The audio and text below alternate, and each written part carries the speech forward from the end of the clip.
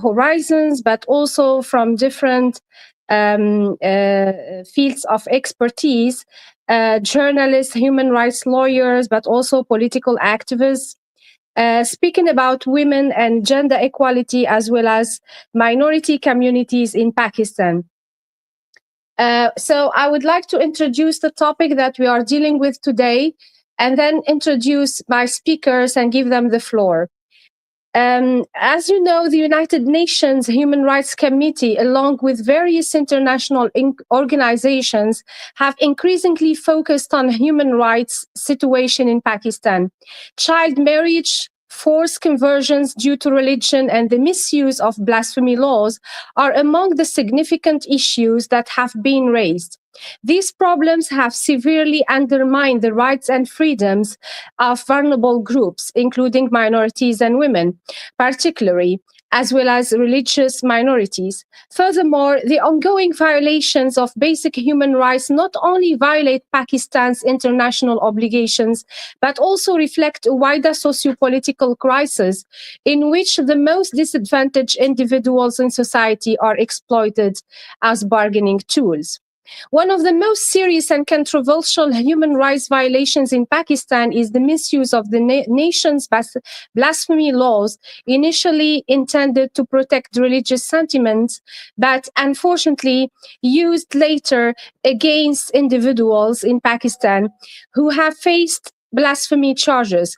Among these, Muslim constituted 46%, while religious minorities such as Christians, Ahmadis, and Hindus were also affected by these cases. As of 2024, there are at least 80 individuals imprisoned in Pakistan due to blasphemy laws, and also which resulted also in punishment, penalties, and life imprisonment to capital punishment.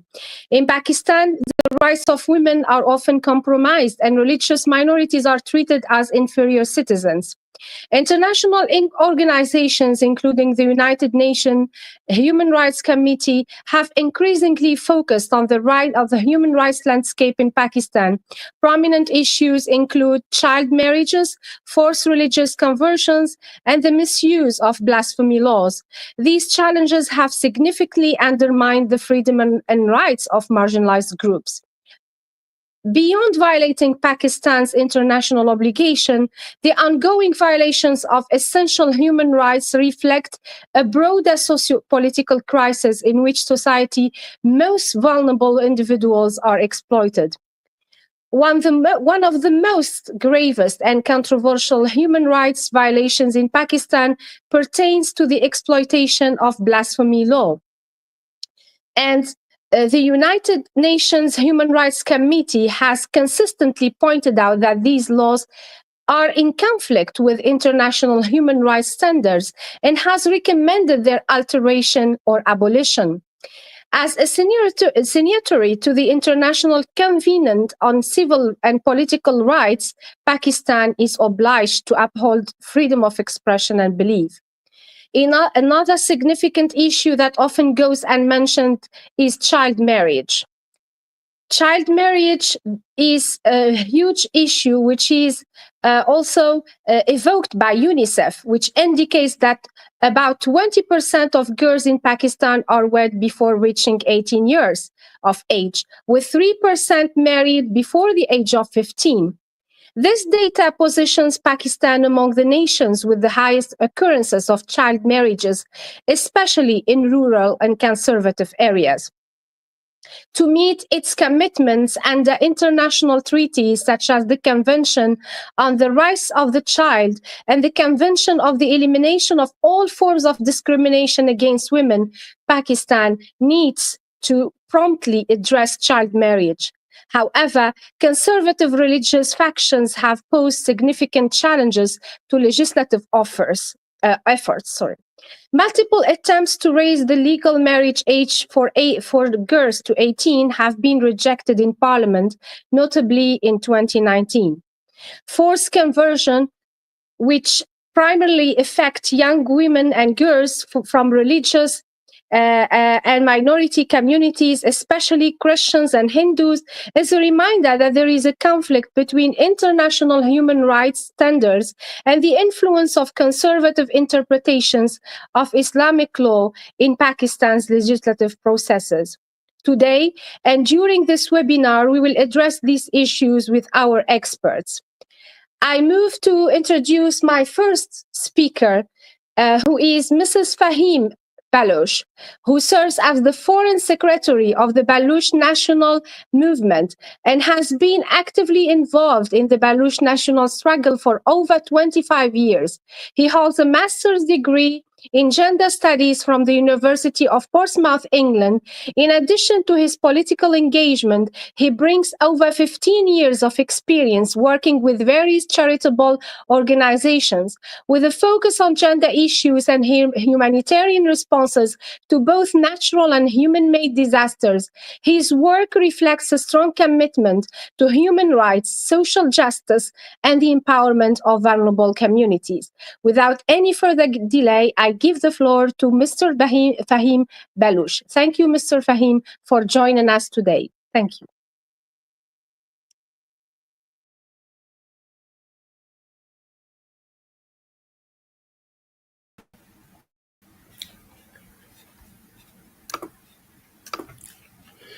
Honorable Chair, ladies and gentlemen, I am honored to speak before you today as the representative of Baloch National Movement, a political movement struggling for the independence, dignity, and rights of Balochistan, a land where people, especially its women, have a long history of systematic oppression, military aggression, and enforced marginalizations. Today's theme, breaking barriers and advancing gender equalities, it's not only timely, it's vital. But to truly advance equality and must first recognize and accept the brutalities, realities faced by women and girls in Balochistan. Their identities are criminalized, their voices are silenced by the state violence, and their resistance is crushed by state forces. In Pakistan, minority groups based on ethnicity, religion, or politics are the most suffering. This is especially true in Balochistan. Women are no longer in Balochistan, but in Balochistan, something extraordinary is unfolding when women are no longer on the periphery of national struggle. They are at the forefront of Baloch national struggle. Baloch women have not only stepped beyond their traditional roles, they have redefined them, not as an act of rebellion against culture, but as an act of organic evolution of a society fighting for survival and self-determination. The Baloch society is breaking the chains of gender discrimination, not through slogans, but through daily acts of courage, leadership, and resistance. From the sit-in to Quetta and the long marches across Pakistan, Baloch women are leading the call of justice. They do get a personal cost. To silence Baloch women, the state targets what they hold the most dear to them, their families. Dr. Marang Baloch, a Baloch leading figure in Baloch national struggle, saw her father's abduction, torture, and he was killed. During a long march, she was pressured to call her father a terrorist, and just yesterday, her 17-year-old cousin was abducted and other attempt to break her spirit. Dr. Marang Baloch is currently imprisoned and kept under 24/7 surveillances and subject to inhuman conditions. All is an attempt to break her spirit, but the cruelty does not stop there. There are peaceful protests for release her. And unfortunately, Noor Ahmed Baloch, her son, was abducted. As Noor Ahmed was part of sit-in for the safe release of Dr. Marang Baloch, his son was abducted, and yesterday and today in the morning, unfortunately, the dead body of his son was found. An unspeakable message meant to silence an entire movement. There is another Baloch national leader, Dr. Sabia Baloch. Her father was forcefully disappeared, and today she's being forced to abandon her activism in exchange for information on his father's whereabouts. And our father remains still missing till today. When we talk about another Baloch activist, Bibo Baloch, our father has been arrested and she is currently put in prison. His only crime being the daughter erased to speak the truth. It is not just an repression, it's blackmail. It is deliberately a strategy to crush the will of those Baloch women who dare to raise by punishing their families and forcing them to be silent. But still, they are resisting. For many years, the Baloch have suffered under a heavy armed state that controls them through abduction, killing without any trial, and they are being punished. And a complete family is being giving punishment. According to the Human Rights Department of Baloch National Movement, PANG, the month of March, which alone witnesses alarming atrocities. 181 people were forcefully disappeared, and average 6 people were abducted daily from Balochistan. 87 individuals were subject to brutal torture, and 12 people were extrajudicially killed. These are not just statics. These are shattered families, stolen lives, and communities under the siege. Each number represents a human being whose basic rights were violated with complete impunity. Yet Baloch women continue to rise as a victim, but stronger and fearless leaders. Let us be clear. Baloch women are not just taking part in struggle, they are leading it. Their strength and determinations have broken the belief that deep-rooted gender roles cannot be challenged. Baloch society is showing the world that people are pushed to the edge. Even the oldest and most rigid traditions that limit women's freedom can and must be broken. Ladies and gentlemen, the true equality cannot be achieved in isolation from the broader context of injustices, dignity, or self-determination. It must include the voice of those women who are the most excluded from the power and the most targeted by the violence. We call upon international community, especially institutions like the United Nations, not to just listen, but to act. We demand an end of enforced disappearances from Balochistan, protest the right of women, rights of human rights defenders, condemn the use of families, blackmail, and collective punishment to silence the political activities, support independent investigation into gender-based and state-led violence. Empowering is not a gift, it is a right.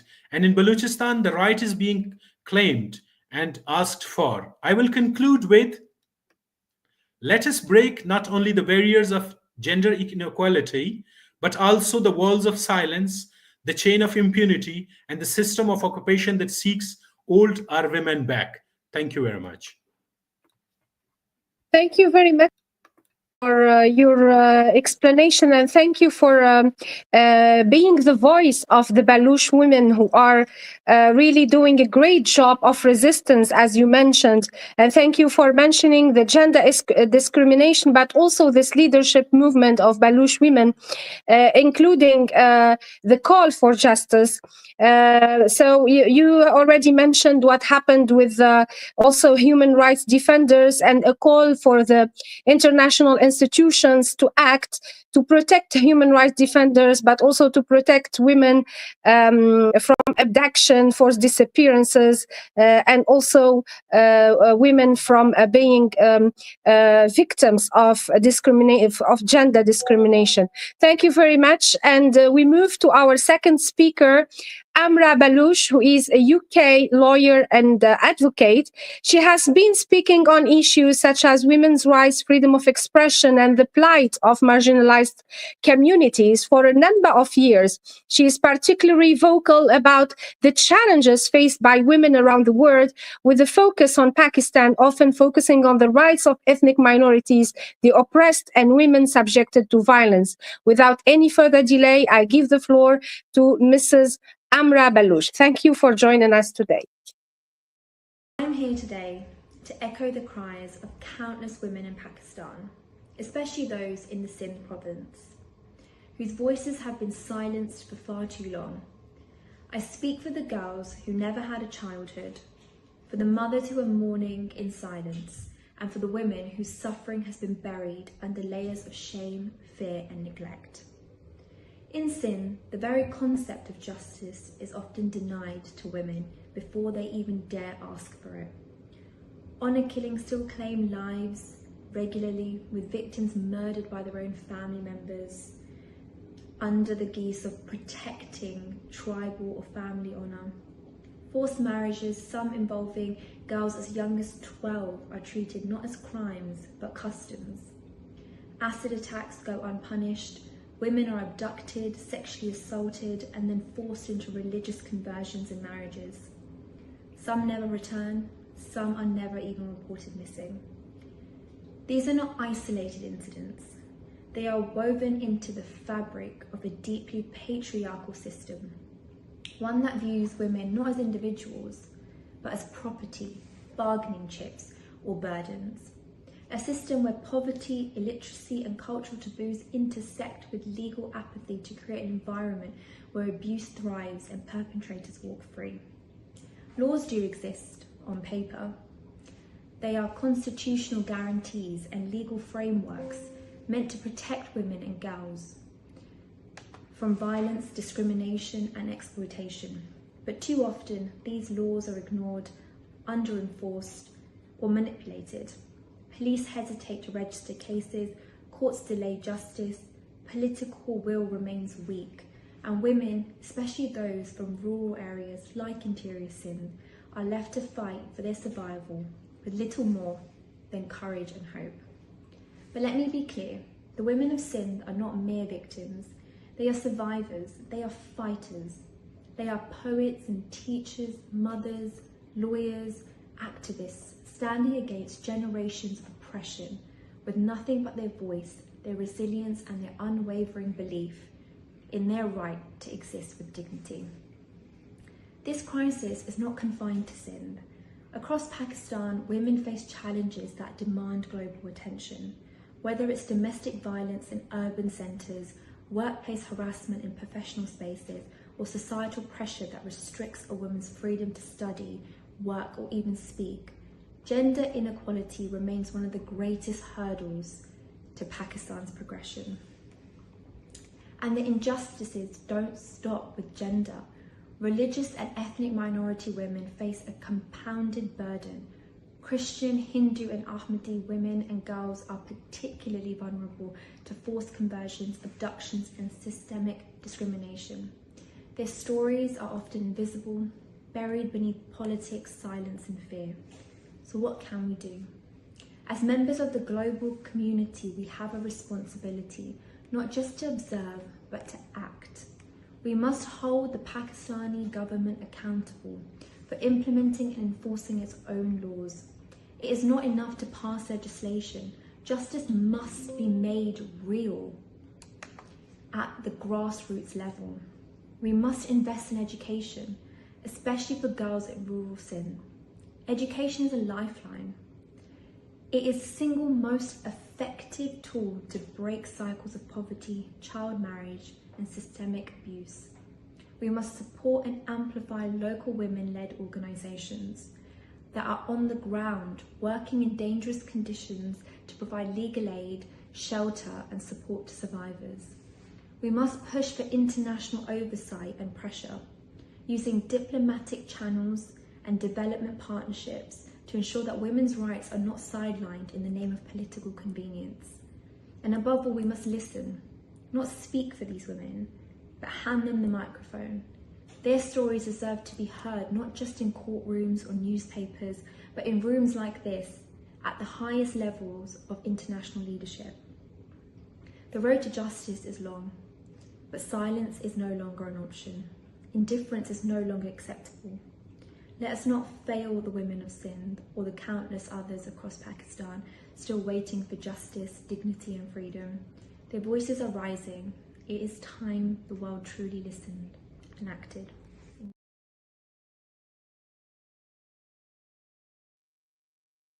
Thank you very much, Mrs. Amra Palouche, for your message, and thank you for reminding us of the fate of these women who are abducted, forced to religious conversion, and who are also poets, teachers, mothers, or lawyers. And thank you for reminding us that communities, and mainly the minorities, Christian, Hindus, and Ahmadi women, are targeted by forced conversion. So there should be justice, as you mentioned, but also there should be an investment in education and also the use of diplomatic channels to give women a voice and to ensure their leadership. Thank you very much. It was a very inspiring speech, but also it was very revealing of the situation in Pakistan. We move on to our third speaker, who is Mr. Andy Vermouth, who is Belgian, and he introduces himself as a citizen of the world. He is a renowned journalist and fervent human rights advocate whose work resonates globally with degrees in journalism and public relations. He produces over 4,000 articles annually through platforms like Inde Gazette magazine, Actu Paris, and the News Agency, amplifying critical human rights issues. As a president of World Council for Public Diplomacy and Community Dialogue, the Fundamental Rights Movement, Post Versa, and the European Community House in Brussels, Andy relentlessly champions truth, equity, and social justice. His groundbreaking advocacy includes pioneering legal recognition for climate refugees and challenging unfair policies such as the abolition of discriminatory taxes. Also, as a neo-climate pact ambassador, he has spearheaded environmental initiatives like creating an 11-hectare forest in Ostend. A cultural contributor and humanist, Andy's vision leverages dialogue and information to foster a fairer, greener, and more just world where human rights are at the forefront. Thank you, Andy, for joining us, and the floor is yours. We will rise. Leaders of tomorrow gathered at the side event of the ECOSOC Youth Forum at the United Nations in New York and around the world. We will rise. Friends, dreamers, builders of tomorrow, we will rise. For thousands gone in Pakistan, for women who fight for a fair world, people who vanish, families who are breaking. We, the young, can stop this. We can shape tomorrow. Hear their pain and join me. We will rise. Over 10,000 people are missing since 2011. Pakistan's investigators say so. It started under Musharraf and it never stopped. Balochistan, 2,752 gone. Khyber Pakhtunkhwa, 3,485 more. These are not only numbers. It is a mother, it is a brother, it is a sister, it is a friend. We will rise because history scars us. In the 80s, Zia-ul Haq laws let abusers thrive. Young girls faced sexual violence. Thousands were raped and courts ignored them. They called them liars. It is unacceptable.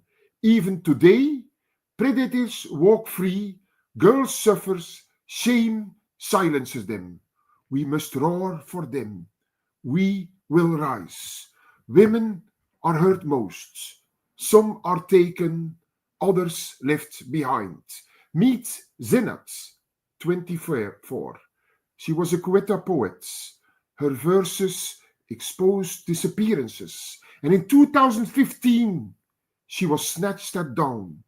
Her mother, Ayesha, waited, and 2 years later, she returned home. She was broken because her brother Ashif died of grief. Zinat still writes. Her courage burns bright. We will rise. Then Marang, 29, Wadar activist. Her father a storyteller, taken in 2018. Her brother a fisherman, gone in 2020. Marang painted murals, led protests, spoke loud, and this year, January 25, she was taken. Her sister Sana, 19, holds her signs. Marang's fight lives. Women who speak are targets in Pakistan. They need us. We will rise. Sami, a turbid mother of 3 kids. Her husband vanished in 2019. Once a seamstress, now a marcher. Threats hit her daily. Hateful calls daily. Vile messages daily. Sami stands tall. Her kids carry his photo. She is a warrior. We will rise. Others don't vanish. They suffer. Mothers are searching. Sisters raise families alone. Scared, and some speak, face lies. False accusations ruin them. Called rebels, sinners. Global human rights defense, see this. Courts dismiss their pleas. It's wrong. These women are strong. They need allies. We will rise. Why care? We are young. We see rights and we see wrong. Vanishing people kills hope. And sexual violence scars girls forever. False accusations crush women. It steals their tomorrow. But we can give hope.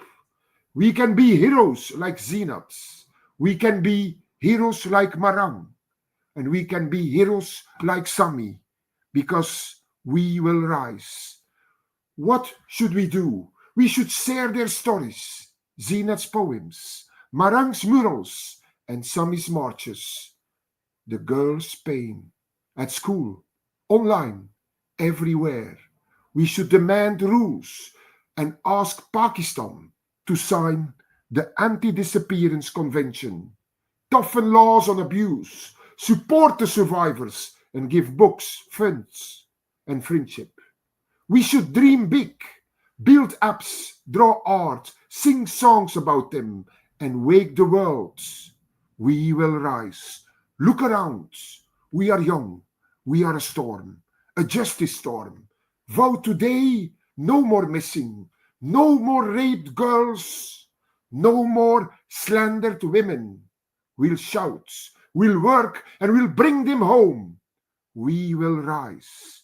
I see you, your hearts, a new day for the 10,000 people gone in Pakistan, for violated girls, for Zinat words, for Marang's fight, for Sami's march, for the world. Say never again. We will rise. Thank you. We will rise. Thank you very much, Andy Vermaat, for your inspiring speech. And thank you for reminding us that women who speak the truth are targeting in Pakistan. And they receive a lot of hateful calls, violence, not only verbal violence, online violence, but also they are targeted by mobs. This is what happened also to all human rights defenders in Pakistan, unfortunately. So, as you mentioned, we should share the stories. Thank you for sharing the stories of these women, for mentioning their names. It's important to mention their names as well. And thank you for suggesting the idea of signing the Anti-Disappearance Convention, I believe that this is a very good initiative to call Pakistan to sign the Anti-Disappearance Convention and to protect all these girls from forced disappearances and for abduction. Thank you very much. And we move on to our next speaker. I hope that she's available. So it's Joseph Jensen. I hope that Joseph Jensen is available, who is a Pakistani minority rights activist recognized for his efforts in supporting persecuted Christians, particularly those accused of blasphemy, individuals trapped in debt slavery, and young girls subjected to forced marriages and exploitation.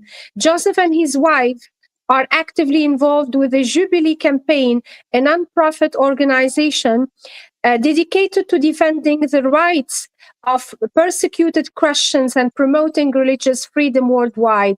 In 2020, Joseph founded the non-profit organization Voice for Justice, which focuses on advocating for religious freedom and the protection of Christians, especially in Pakistan. Thank you, Joseph, for joining us, and the floor is yours. Thank you, Chair. Distinguished delegates and defenders of human rights, thank you for the opportunity to speak at this vital event to bring the attention to the state of freedom of religion or belief phobe in Pakistan. Despite Pakistan's constitution guaranteed of religious freedom, the reality on the ground tells a different story. In practice, government institutions, including the authorities responsible for issuing national identity cards, restricts conversion from Islam, effectively denying individuals their right to choose or change their faith. Conversion from Islam is not only socially condemned, it is labeled as apostasy and often connected to Pakistan's blasphemy laws, making it punishable by death.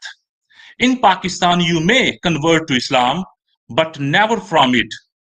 You may remain silent, but never question. This is not religious liberty. It is submission enforced by fear, violence, and law.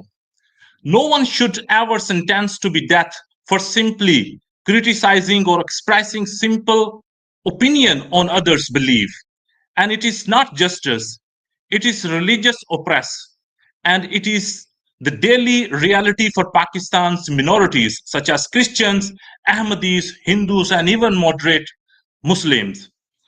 Pakistan's blasphemy laws have become a tool of persecution. They lead to wrongful imprisonment, mob lynching, and the breakdown of the judicial process. Law enforcement repeatedly fails to prevent these attacks, while the judiciary is paralyzed by fear of violent backlash. A culture of impunity thrives. The tragic cases of Nazir Masih, Muhammad Suleiman, Saeed Khan, and Dr. Shahnawaz, all killed extrajudicially in last 2 years, speaks the volumes of Pakistan's situation. In Jadawala in 2023, 26 churches were burned down by the mobs. Over 300 suspects were arrested, yet nearly all were released on bail.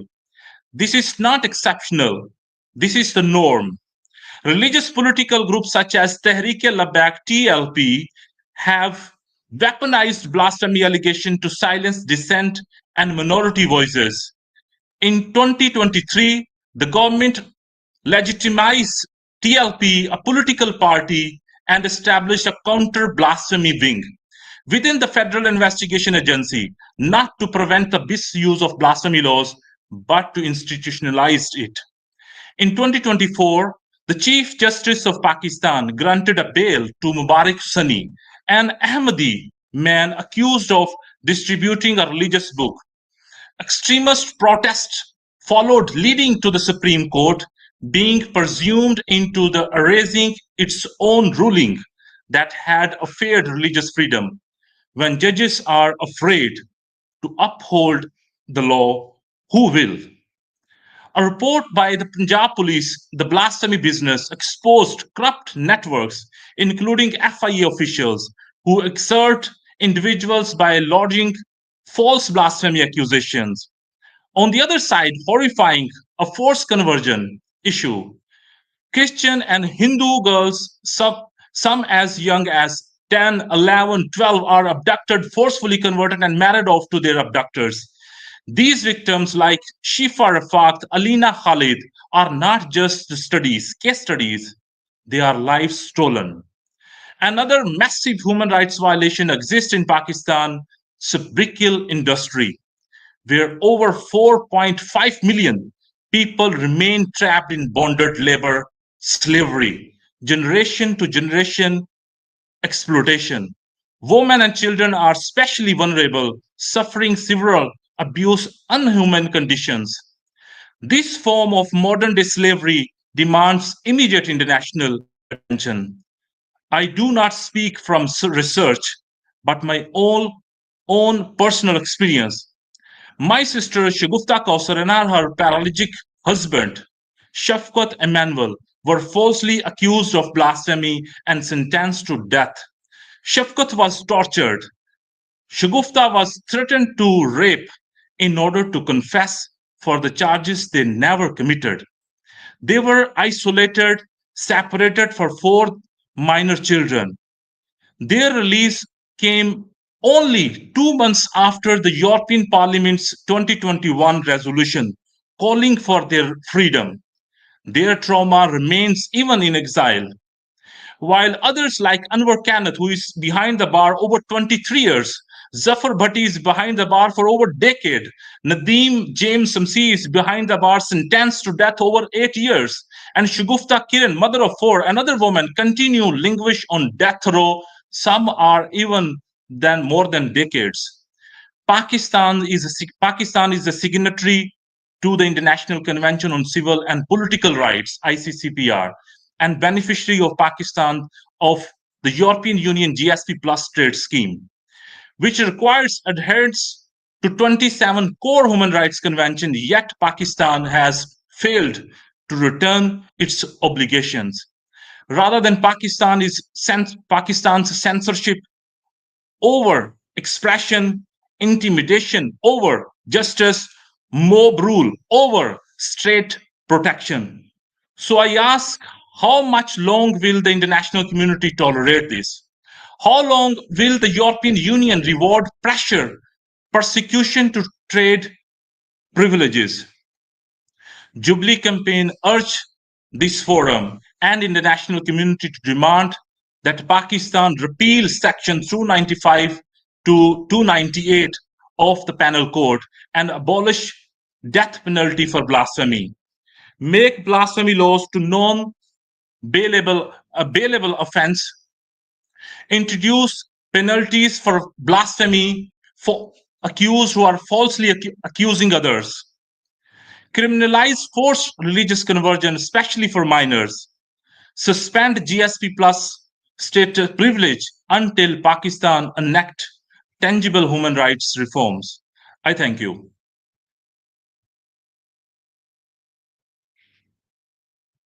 Mr. Joseph Jensen, thank you for this inspiring speech, and thank you for mentioning all the cases and how religious freedom is not respected, as well as religious sites unfortunately vandalized in Pakistan, and how also the judges and the justice system is afraid to uphold the law under the pressure of the extremist groups. And unfortunately, the false accusation of blasphemy laws, as well as the abduction of Christian and Hindu girls who are forced to marry their abductors, are highly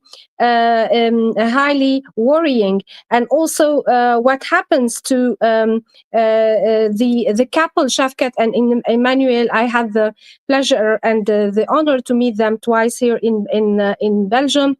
They were accused wrongly by blasphemy laws. and they escaped from the judicial system in Pakistan. Fortunately, they are given asylum in Europe, but this is just one case, as you mentioned, among so many cases.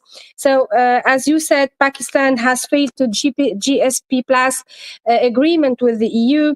So we call the Pakistani government to abolish death penalty for blasphemy and to criminalize the forced conversion of Hindu and Christian girls who are forced to marry their abductors.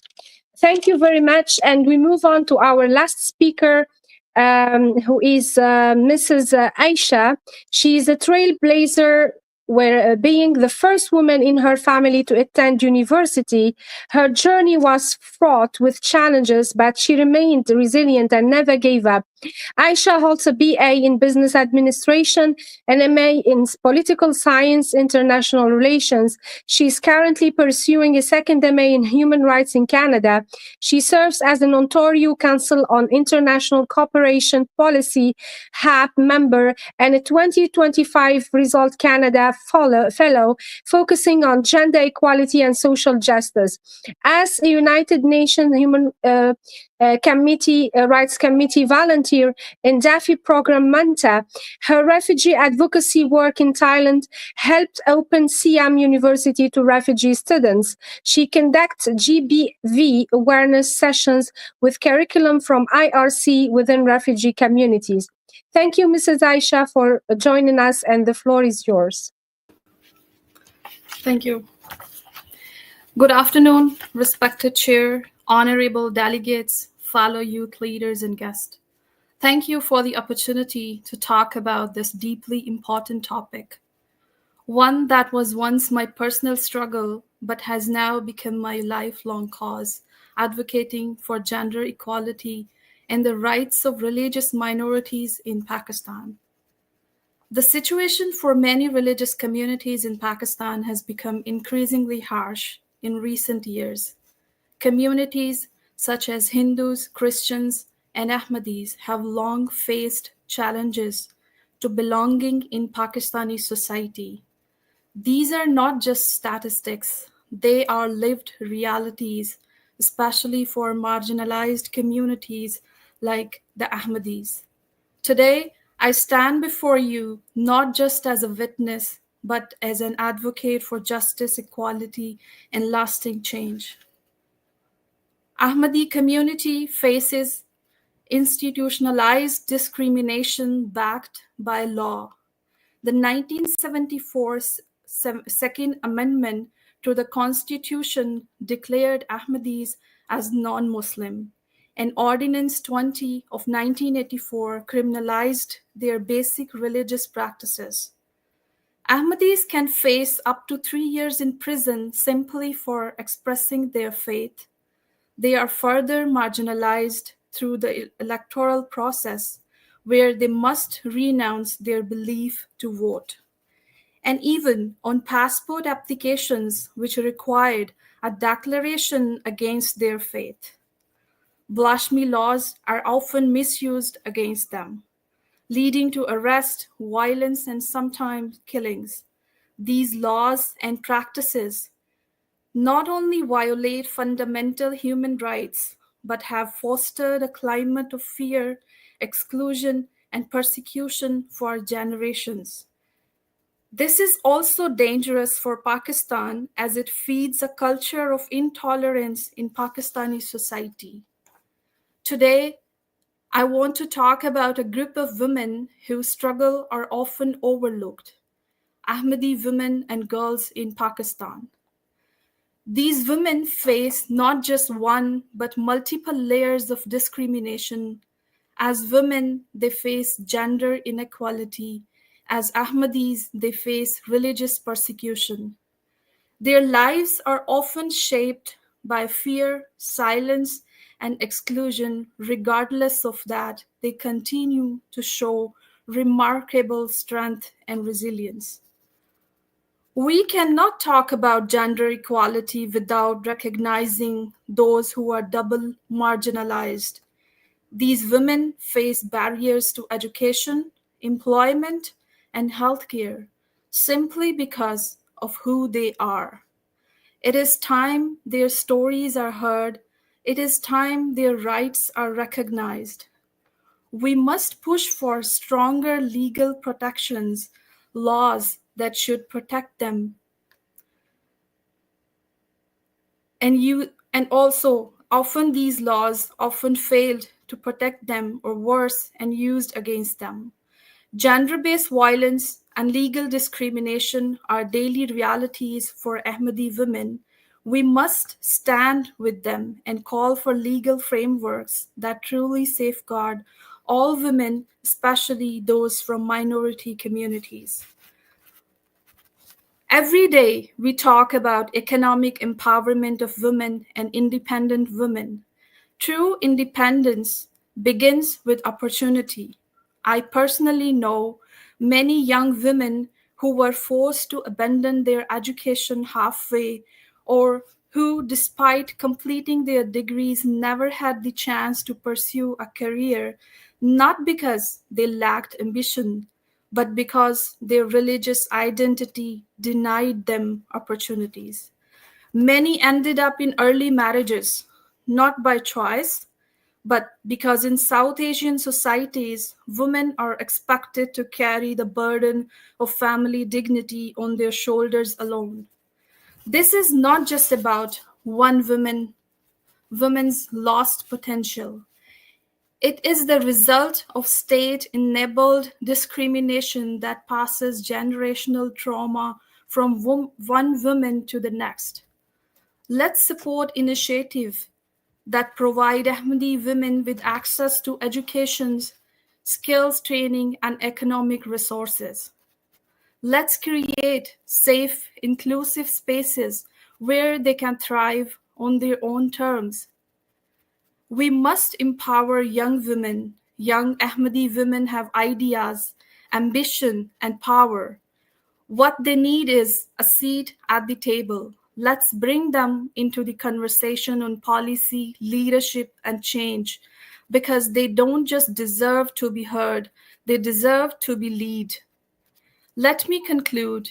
No country, no community can achieve gender equality alone. It takes all of us, governments, youth, civil society, and international institutions, to create a world where every woman and girl is safe, valued, and free. Dear friends, the journey of Ahmadi women in Pakistan has been long and difficult, but they have never given up, and neither should we. Let us commit here, right now, to building a world where no woman is left behind, not because of her gender, not because of her faith, not because of her identity, because equality is not a privilege, it is a right. Thank you. Thank you very much, dear Aisha, for your inspiring speech, and thank you for reminding us that equality is a right.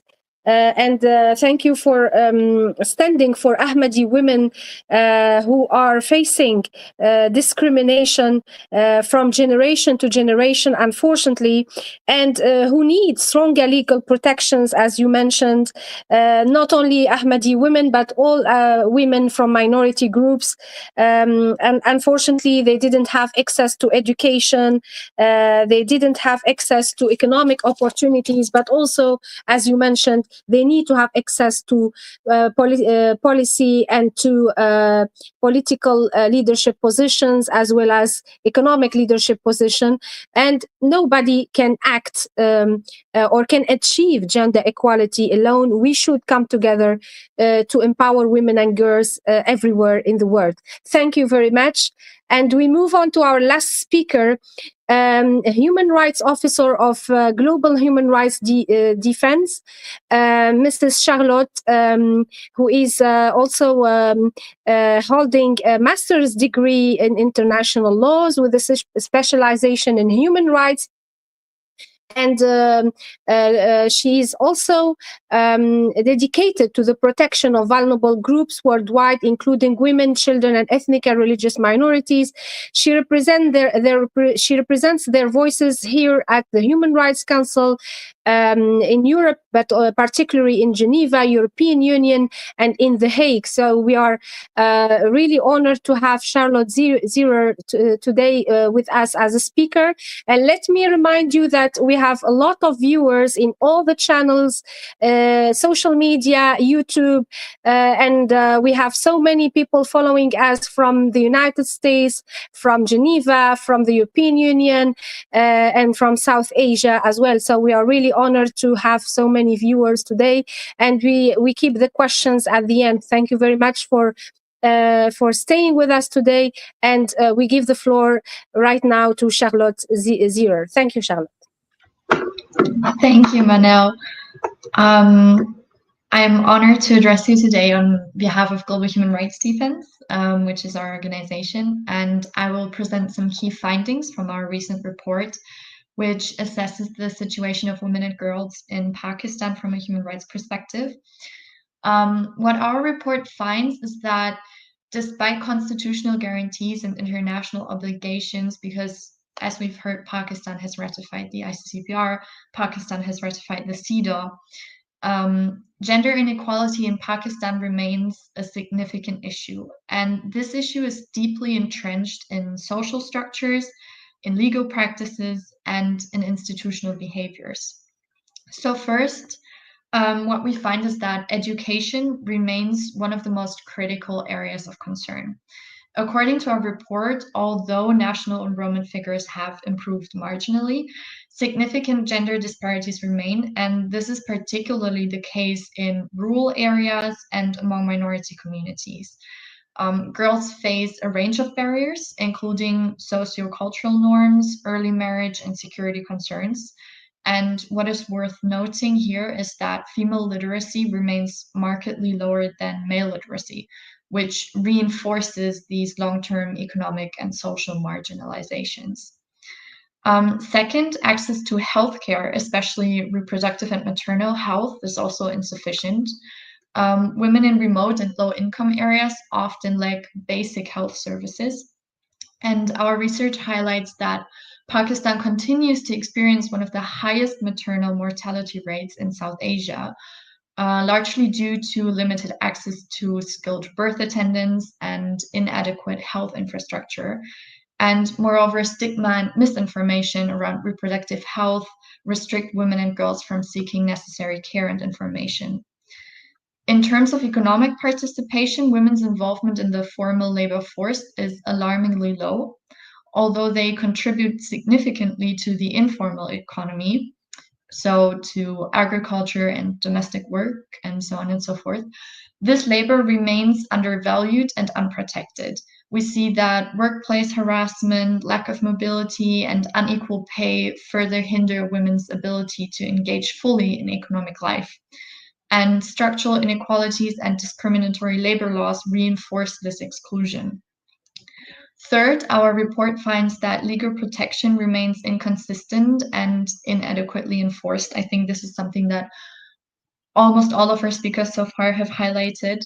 Pakistan has enacted several progressive laws in recent years, for example, to address domestic violence and workplace harassment, but implementation remains very weak. And according to our report, violence against women and girls, including domestic violence, acid attacks, forced conversions, and the practice of honor killings remains widespread, with low persecution rates and systemic barriers to justice.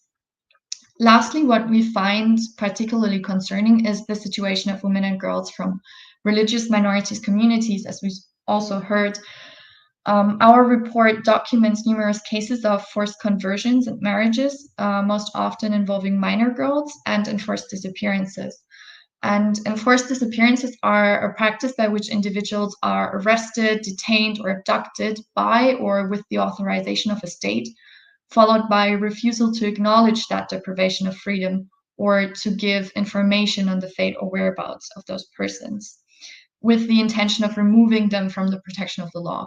So these acts are not only obviously severe human rights violations, but they are frequently carried out with impunity.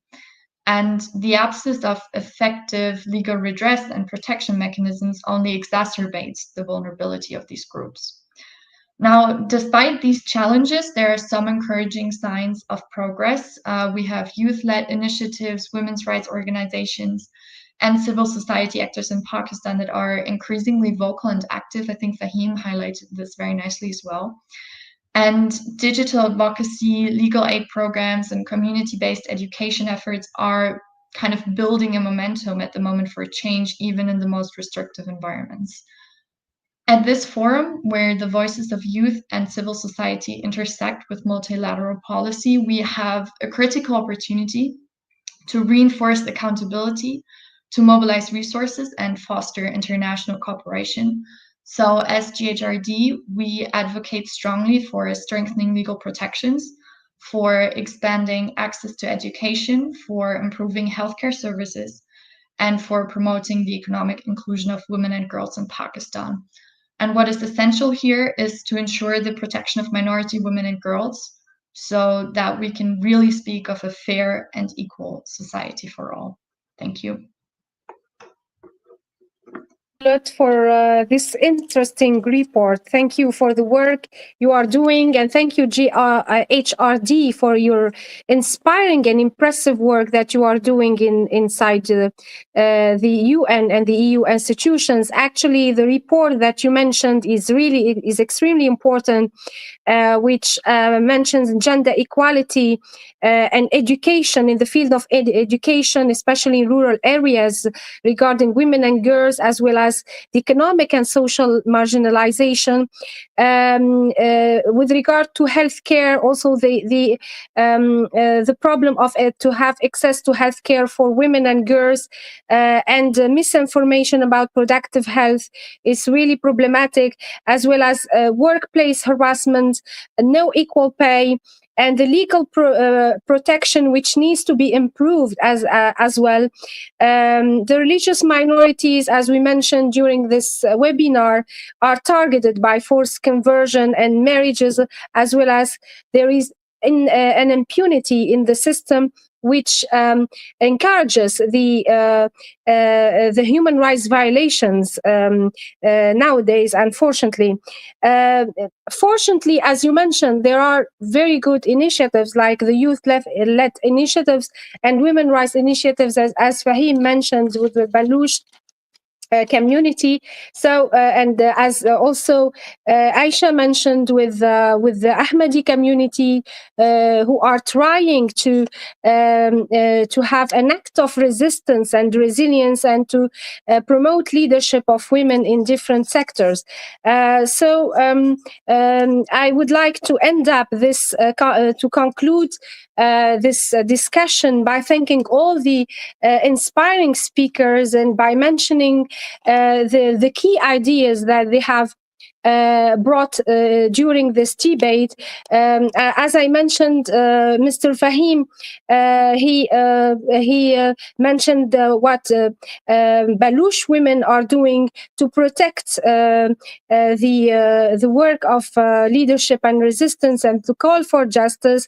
Mrs. Amra Baluch mentioned also the human rights violations, abduction, forced religious conversions, but also mentioned that justice must be a real fact, and we must invest in education, which is something brought up in this webinar every time a speaker mentioned the inequalities in terms of education. Mr. Andy Vermouth mentioned all these women who are targeted by extremist groups in Pakistan, but also shared their stories, which means that it's very important to mention their voices and share their stories. And also he called for the anti-disappearance convention, which is something very powerful, and can help these communities to stop these disappearances. Again, also Mr. Joseph Jansen, thank you for your leadership and for for mentioning the cases of killed individuals, the tragic cases, mentioning the names of these people among the Christian community in Pakistan and who are victims of blasphemy law, and the famous case of Mr. Shafkat and Mrs. Emmanuel, who were accused unwrongly of blasphemy law and who were really champions for standing for human rights and for freedom and liberty, as well as the case of GSP Plus that Europe is trying to do with Pakistan in order to ensure that Pakistan respects human rights with regards to minorities, but also with regards to women and having access to education as well. Mr. Aisha, again, thank you for the Ahmadi community. Thank you for mentioning their struggle to be recognized as Muslims also, and also to be not marginalized and especially Ahmadi women who are targeted by a stronger legal system, who need to be protected as well as a minority community. And the education, as you mentioned, should be available for everyone, especially with regard to discrimination, as you mentioned, and this generational trauma, a term very, very important, because this discrimination is something which is transferred from one generation to another, and at a certain time we should stop the cycle of violence and discrimination. And finally, we end up with the report of GAHRD and the amazing work of Charlotte Deere, who mentioned that unfortunately Pakistan is one of the worst countries in terms of human rights. Especially women's rights, and especially in the case of education, which is unfortunately, which is not possible for women and girls, especially for minorities and in rural areas. Also, legal protection. We need a legal protection to end up violence against women, work harassment, and to protect women and girls from Hindu, Christian, Ahmadi minorities against forced disappearances, but also forced conversion and abduction. Again, I would like to thank everyone for this interesting debate. I would like to thank our followers from everywhere in the world. I would end up with a quote of Malala Yousafzai. There are two powers in the world. One is the sword and the other is the pen. There is a third power stronger than both, that of women. If one man can destroy everything, why cannot be girl change it? We cannot all succeed when half of us are held back. So thank you again. Thank you for mentioning the power of education, the power of women, and the power of bringing everybody together and respecting all communities, all religions, and protecting religious freedom, which is vital for human rights and humanity.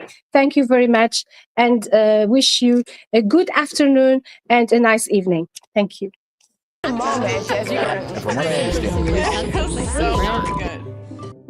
Mainstream media tells you what you want to hear. While they distract you with headlines, the real stories remain untold. Recently, US funding cuts forced Radio Free Asia to shut down its critical coverage in many Asian regions, leaving millions without independent journalism on key human rights issues. As Radio Free Asia, a vital source of truth, closes its doors, we face a grim reality. Mainstream media and political pressures silence the most pressing stories. At Global Human Rights TV News, we don't follow the script, we break it. We have been working really hard to raise awareness about the unheard stories, about the untold stories and the unseen, and being ignored by the mainstream media.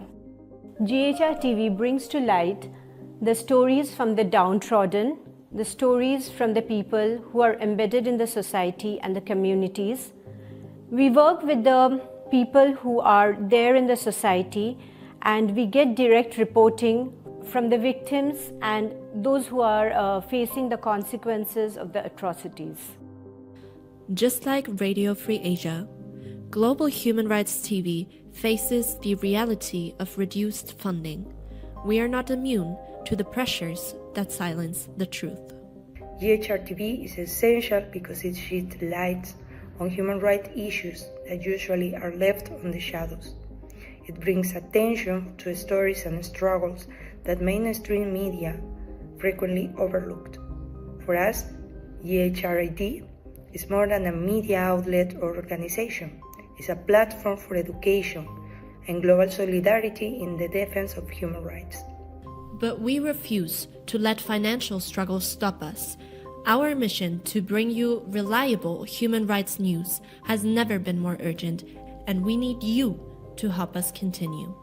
GHRTV is a powerful voice of the unheard, exposing human rights violations, educating the public, and amplifying marginalized communities. At GHRD, we use this platform to drive awareness, advocacy, and action by empowering people worldwide to stand up for human rights. Every story that we share has the power to create a more just world. Your support is what keeps our voices loud and clear. Together, we can ensure that the unheard stories are never silenced.